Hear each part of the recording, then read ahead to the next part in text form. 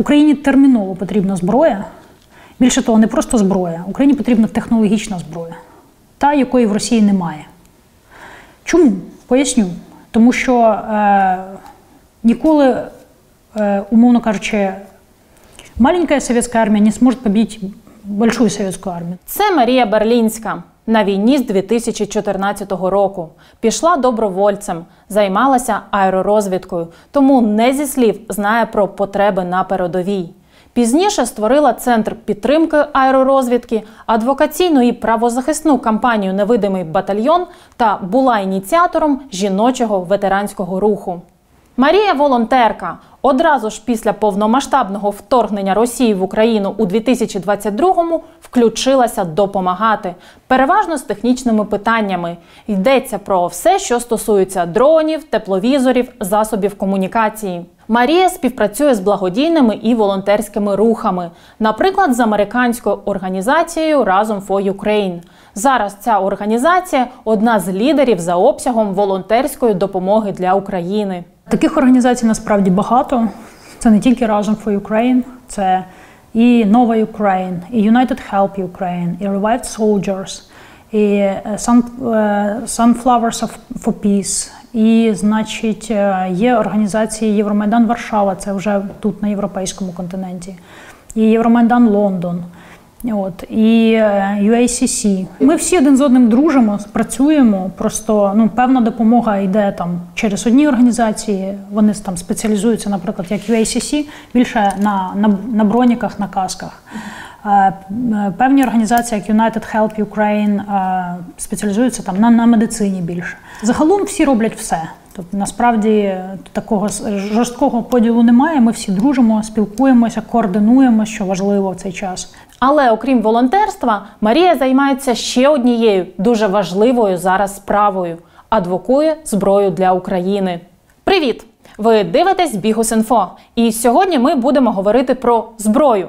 Про зброю, яка потрібна, щоб Україна перемогла Росію. Точніше, не так. Про зброю, яка потрібна, щоб світ переміг Росію. Адже на кону цієї війни – світова безпека. Говоритимемо з Марією, чи достатньо у нас зброї, що нам потрібно, щоб перемогти ворога. Чому перемога України важлива не тільки для нас, але й для усього світу. На кожних 1000 загиблих, якби в нас була зброя, 800 залишались би живими. Це станом на зараз. Розумієте? Ціна життя 800 людей.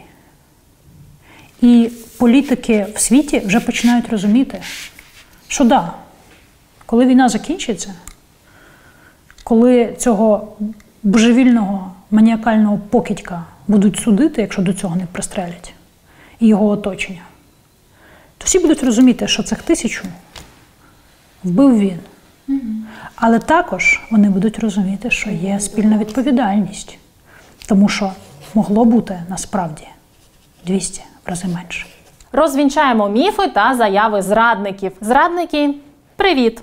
А ще Марія дасть чітку інструкцію, що може зробити кожен із нас, привіт усім, хто зараз дивиться наш ефір, для перемоги України. Від 24 лютого до 27 квітня пройшли процес від того, що ви здастесь за 3 дні, до того, що хочемо, щоб Україна перемогла. Між цим був меседж, треба Україні дати зброю, щоб вона довше протрималась. Розумієте, да? От шлях цієї еволюції. І оцей от меседж «хочемо, щоб перемогла», він тільки от зараз починає звучати. Війна 2022 року – це результат безвідповідальності світових політиків у 2014-му. Путін не був покараний за окупований Крим. Путін не був покараний за вторгнення в суверенну країну. Путін не був покараний, тому буде продовжувати свою агресію і щодо інших країн, поки його не зупинять. Дуже наївно думати, що теоретично, якщо Путін би захопив Україну, давайте подумаємо з військової точки зору, найбільшу країну в Європі, він підійде до кордонів з НАТО і скаже, ну все, тут ми зупиняємось. І нам не цікава маленька Литва, Латвія, Естонія, нам не цікава Польща, нам, звичайно, не цікава Словакія. А вже не кажучи про Молдову. І зараз це розуміння починає приходити до багатьох країн НАТО. Наша безпека – це їхня безпека. Формувати це розуміння у світі допомагають беззаперечно наша армія та такі, як Марія. Але чи достатньо зараз зброї в Україні? Відповідь через більш як 2 місяці героїчної боротьби наших Збройних сил на це питання і досі ні, недостатньо. Ми займаємось тим, щоб Україна отримала все, що потрібно, в необхідному об'ємі і вчасно. В Україні багато друзів. І без перебільшення жодна країна світу, я маю на увазі не ядерна країна, наприклад, візьмемо Іспанію, так, яка не є ядерною країною, на відміну від Франції.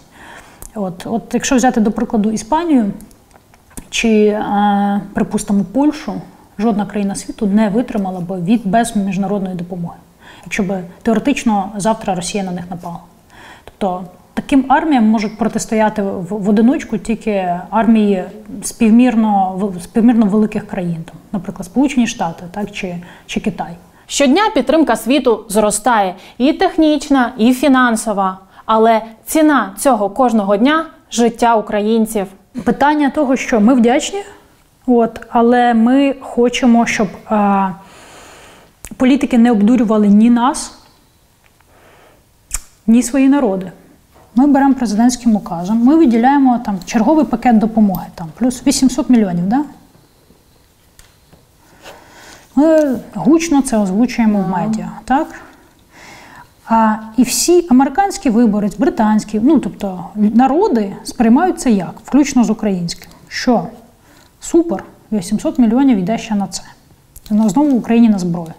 Насправді, при цьому не говориться, що добрих 50% теж, я прошу зауважити, це цифри, я не буду вживати дуже точні цифри, так? Але йде на те, що президент бере зі своїх складів, передається, а туди закупляється зброя. Новіша, технологічніша і так далі. Не тільки на складах в Штатах, на складах інших країн НАТО. Тепер увага питання. Чи погано те, що НАТО озброюється новітньою зброєю? В рахунок цього пакету підтримки? Ні, не погано. НАТО має бути готовими, тому що в цьому процесі вони будуть наступними. Друге питання. Але чи чесно говорити, що це гроші на Україну? Поки ми готували цей випуск, Конгрес США схвалив ленд-ліз для України.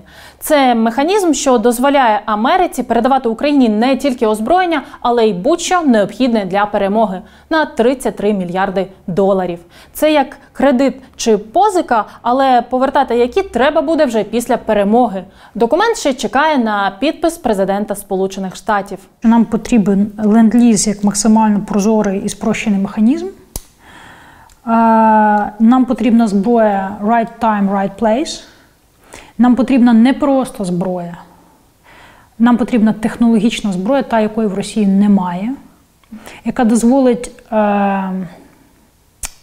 мінімізувати наші втрати. Їх, це просто математика, їх більше. В них більше танків, в них більше 12 тисяч танків, так? Тільки по офіційним даним. В них неспівмірно більше літаків і так далі. В них більше просто людей, в принципі, 140 мільйонна країна. Тобто, що потрібно зробити? Це зробити так, щоб та технологічна зброя, яка в нас буде, мінімізувала втрати 1 до 10. Тоді їм воювати стане дуже дорого, по людському ресурсу, по технічному ресурсу. Фактично, в них, ми хочемо зробити так, щоб в найближчі місяці воювати стало просто неможливо. Європа має стати нашим тилом. Що я маю на увазі? В силу того, що Росія руйнує в першу чергу інфраструктуру, ми маємо знати, що, по-перше, в найближчих 200-300 кілометрів від кордону стоїть та зброя, яка нам потрібна. Друге, це ремонт нашої техніки. Частину техніки ми ремонтуємо тут, частина має бути вибудована інфраструктура для того, щоб ремонтувати терміново там. Третє – це медичне забезпечення. Зі зброєю більш-менш зрозуміло. Її недостатньо, але ми чекаємо на підтримку світу. Тож, тепер давайте поговоримо про міфи і перестороги. Почнімо з публічних заяв, що більше схожі на звинувачення. Уже появлялась статья, где писалось так, что после того, как американцы поставляют помощь через границу Украины, она попадает в черную дыру. И что там дальше происходит, им неведомо. Так, стоп, досить. Це Юрій Швець, колишній працівник КДБ. Ну ви ж розумієте, колишніх там не буває. Сам себе називає експертом по роботі спецслужб. Так от, Швець ще й блогер. Записує відео. Ось це про допомогу США Україні. Понад 50 хвилин. Найгірше на війні для армії, для народу – це недовіра один до одного. Угу. Наша найсильніша зброя – це віра один одному. Так? Просто беззастережна віра. Я знаю, що він мене прикриє мені спину в бою.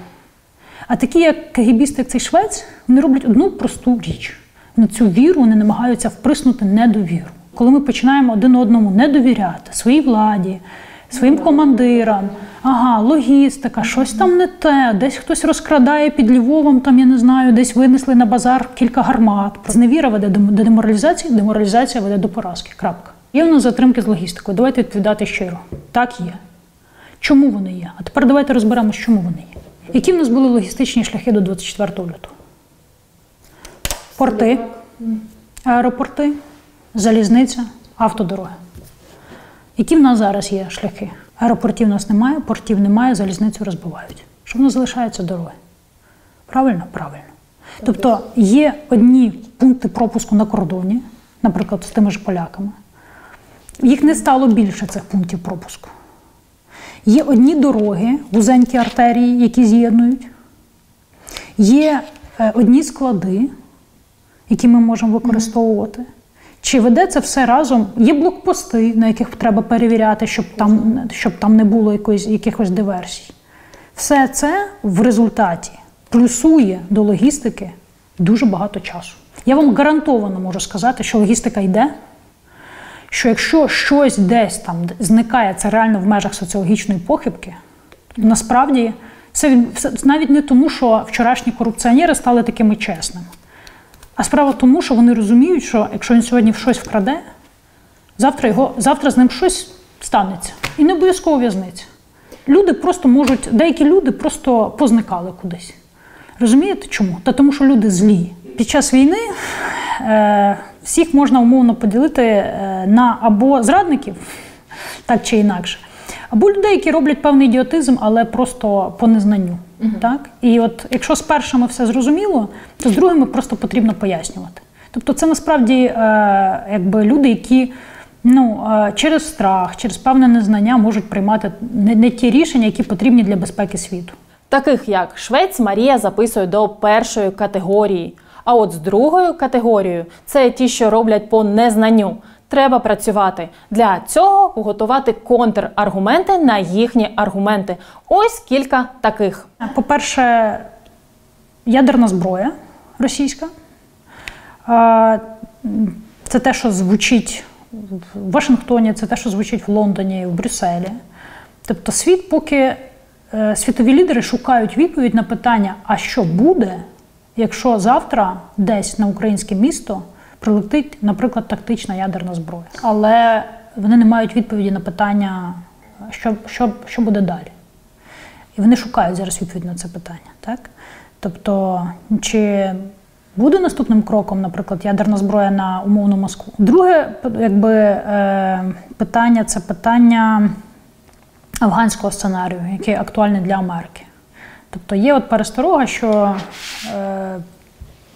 застрягнути на роки, витратити дуже багато грошей, техніки залишити там. І головне, що загинули американські солдати. І на це в нас є дуже сильний контраргумент. Тому що, по-перше, український президент і уряд нікуди не тікали. По-друге, українці готові самі за себе воювати. І це найважливіший аргумент. Ми не хочемо, щоб американські хлопці і дівчата гинули на нашій землі. Ми готові захищати весь світ, який стоїть у нас за спиною, самі. Все, що нам потрібно, це залізо. Це ціна безпеки для всього світу, без перебільшення. Окей, а як щодо закидів, що українцям не потрібна технологічна зброя, бо ми просто не зможемо нею користуватися? Чи ще гірше, звільнимо Україну і підемо захоплювати Росію? В нас рівень мотивації серед армій світу найвищий. У нас рівень підготовки один з найвищих.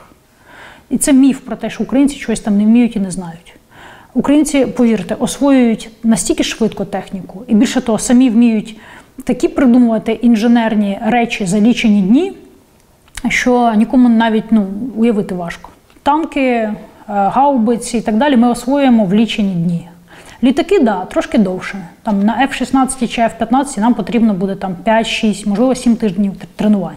Але це теж абсолютно спокійно освоюється нашими льотчиками. Ми говоримо про чи буде Україна наступати до Владивостока. Україна, дивіться, Україна не злодій, на відміну, і не мародер, на відміну російських солдат з унітазами. Україні потрібно, чужого не треба. Україні потрібно своє забрати, своє звільнити і своє відновити, спалене і зруйноване. Так, з аргументами розібралися. Тож тепер до найважливішого. Що може зробити кожен із нас? Кожен, хто не зі зброєю, має стати волонтером. Всі мають стати тилом. Топ пріоритетів з волонтерської допомоги – це дрони з тепловізійними камерами. Тому що це можливість бачити і вдень, і вночі. Другий топ пріоритетів – це прилади нічного бачення. Чому? Тому що тепловізори дають можливість спостереження, прилади нічного бачення дають можливість, особливо якщо це монокуляр, можливість безпосередньо йти вперед вночі. Третій топ пріоритетів – це рації, засоби зв'язку. Це супутникові телефони, там, де глушить зв'язок. Можливість передавати інформацію. Тобто запам'ятовуємо дрон і прилад нічного бачення, щоб бачити, де ворог. Рація, супутниковий телефон, щоб мати комунікацію. І третє, що правильно, кровоспинні. Турнікети, кровоспинні, тому що людина стікає кров'ю за лічені хвилини, навіть дуже від легкого поранення. Все. Про все інше забудьте. Броніки важливо, правда важливо. Але коли ви думаєте між, наприклад, броніком і дроном, пам'ятайте, що дрон може вирішити життя сотні людей. Бронік – одній людині.